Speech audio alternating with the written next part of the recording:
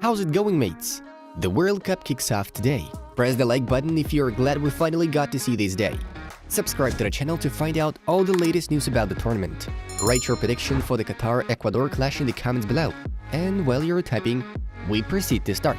Let's get the show on the pitch. Kolo Touré could become first African head coach in English football in case he takes over Wigan Athletic. Germany captain Manuel Neuer will wear a One Love armband captaincy at the 2022 World Cup, despite potential fines. Hungary bans footballer Christian Toth for life for pointing a toy gun at a linesman. Juventus will buy Moise Kean from Everton at the end of his loan for €30 million in 2023.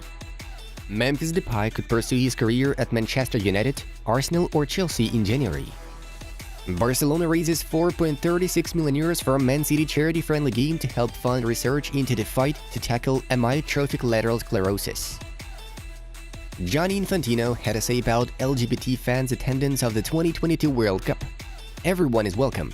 If you're a person here or there that says the opposite, well, it's not the opinion of the country, and it's certainly not the opinion of FIFA, the official noted.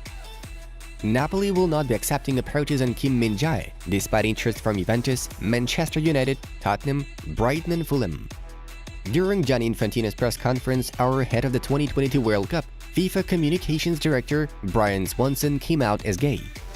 Ruslan Malinovsky and Jeremy Baga are not included in the plans of Atalanta head coach Gianpiero Gasperini. Juventus are ready to sell Adrian Rabiot in January in order to offload the budget for the move of Sergej Milinkovic-Savic. Barcelona are monitoring RB Leipzig centre-back Joško Gvardiol, Sport AS notifies. Inter Milan are keeping tabs on Marcus Thuram. The club wants to get the player in January, according to La Gazzetta dello Sport. AC Milan will be watching on Ghanaian midfielder from Ajax, Mohamed Kudus, at the World Cup. Liverpool could recruit Nico Williams in the winter, Fichajes informs. Iceland won the Baltic Cup, defeating Latvia in the final with 1-1 draw in the regular time and 8-7 on penalties. Tammy Abraham could move to Tottenham Hotspur or Aston Villa in the summer, writes Football Italia. A new wax statue of Cristiano Ronaldo is unveiled for the Madame Tussauds Wax Museum in New York. Lionel Messi has presented his new boots, in which he will perform at the World Cup in Qatar. Barcelona's home matches this season gather the largest number of people in Europe, with an average of 83,194 spectators per game. Cristiano Ronaldo trained with his Portugal teammates after being diagnosed with gastroenteritis. Rafael Varane has returned to training with the squad without restrictions after damaging the back of his thigh. Barcelona have put Gerard Piqué's jersey from his final game at the Camp Nou in the club museum. Sergio Busquets intends to quit Barcelona in the summer and plans to perform in MLS, informs us. The most valuable team of the upcoming World Cup is England, estimated at €1.26 billion. The second place goes to Brazil, €1.14 billion, and France takes the third spot with €1.03 billion. Manchester United doesn't rule out the possibility of filing a lawsuit against Cristiano Ronaldo if the player refuses to terminate his contract. Manuel Lazzari has extended his contract with Lazio until 2027, Nicolas Quiro reports. An unnamed American investment fund is ready to buy between 10 to 15% of PSG shares.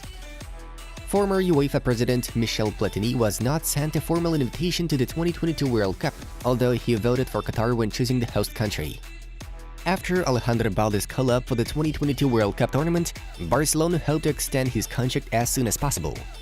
Brazil and Argentina are leading the list of favorites for the 2022 Qatar World Cup, according to CBS Sports. Tite's squad takes the first place in the ranking, while Lionel Scaloni's team is placed second. Bernardo Silva asks Barca to let him know whether the Catalans are plotting to sign the player in the summer. Barcelona will be watching 10 footballers at the World Cup. The list of potential transfer targets includes Dalot, Pavard, Munier, Foyth, Tielemans, Gundogan, Asensio, Bernardo, Leao, and Mukako. Manchester City will no longer sell first-team players to Arsenal. The citizens realized that they had made a mistake by selling Zinchenko and Jesus. Among other things, several friendlies were also played yesterday. The most interesting results are in front of you. Moving on to the main news of the release. The England captain Harry Kane and his Wales counterpart Gareth Bale are to defy FIFA by wearing One Love rainbow armbands in their World Cup matches, after the governing body launched its own social campaign on the eve of the tournament. FIFA has asked that all captains wear a different armbands on each match day, promoting social messages such as "Football unites the world," "Share the meal," and "Bring the moose." The decision was announced months after a number of countries approached FIFA asking to wear rainbow armbands in Qatar as a gesture against discrimination and in support of LGBTQ+ rights. They received no response to their request, with England and Wales both surprised by FIFA's last-minute initiative on Saturday. But both FAs have reaffirmed their intention to wear the rainbow armbands, with the likely prospect that they will be fined for doing so. The Dutch FA ignores FIFA's last-minute initiative to introduce its own pro-inclusion captain's armband, thus thwarting the European Federation's intention to play with One Love armband in Qatar. The Dutch national team will play with their own One Love armband. Denmark will use One Love captain's armband too, according to sporttv.dk. The future of Lionel Messi remains in limbo. The Argentine forward hesitates between signing the last major contract with PSG and returning to Barcelona. The main condition for La Pulga is that Xavi remains the head coach of the team, as he communicates a lot with former teammates who like to work under the guidance of the Spanish manager. However, Messi has a third option to consider. We are talking about Manchester City. The Sky Blues want Erling Haaland, Kevin De Bruyne, and Leo to play together under Pep Guardiola next season. Messi is now focused on the World Cup though. The outcome of the tournament would possibly affect the Argentines' final decision. Moreover, in case of Albiceleste's triumph, he can return to Barcelona. In case he loses, he might find a new motivation in Manchester. Unfortunately, Karim Benzema has joined the list of star performers who will miss the World Cup. France striker has suffered an injury to the quadriceps muscle of the left thigh. Due to the fact that such injuries do not recover quickly, it was decided to replace Benzema with another player. This is not the first painful blow for Le Bleu, as after picking up various injuries, Pogba, Kanté, and Nkunku will also not appear in the World Cup campaign. Yesterday, Lionel Messi did not train in the Argentina main roster following overloaded calf muscles. Such measures are applied to bring him in optimal condition to the duel against Saudi Arabia at the 2022 World Cup opener. As for this moment, various sources claim that the leader of Argentina has no injury to bother about. Cristiano Ronaldo and Lionel Messi has been photographed for a Louis Vuitton advert. The photo appeared on the brand's social media platforms and was captioned as follows: "Victory is a state of mind." Some users have already figured out who's better at chess, which Leo and Ron played on a suitcase. You can clearly see from this photo that Ronaldo has an extra bishop over Messi. Given that it's a late in the game and the board is open, this piece will give Cristiano a huge advantage. Safe to say, CR7 is also better than Messi in chess. Besides, the photo was taken by the famous Annie Leibovitz, an American photographer who had pictured John Lennon, Queen Elizabeth II, Michael Jackson, Bill Gates, Rihanna, and other celebrities.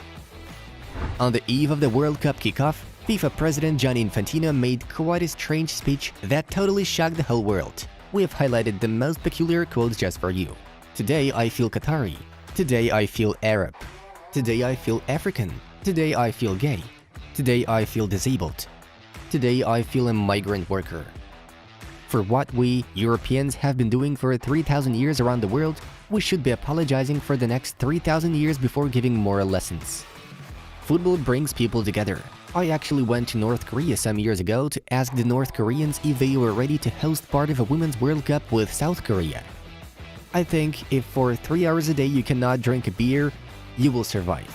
Especially because the same rules apply in France, Spain, Portugal, and Scotland, where beer is not allowed in stadiums. Don't criticize Qatar. Migrant workers, they make more money in Qatar than at home. If we have to go with the tournament to Iran, let's do it then, because maybe it will make a difference. How do you like such statements, friends? Write what you think in the comments below. Folks, check out suggested videos from our other projects. The Football News channel was with you. That's all for today. Have a nice one, and see you in a bit.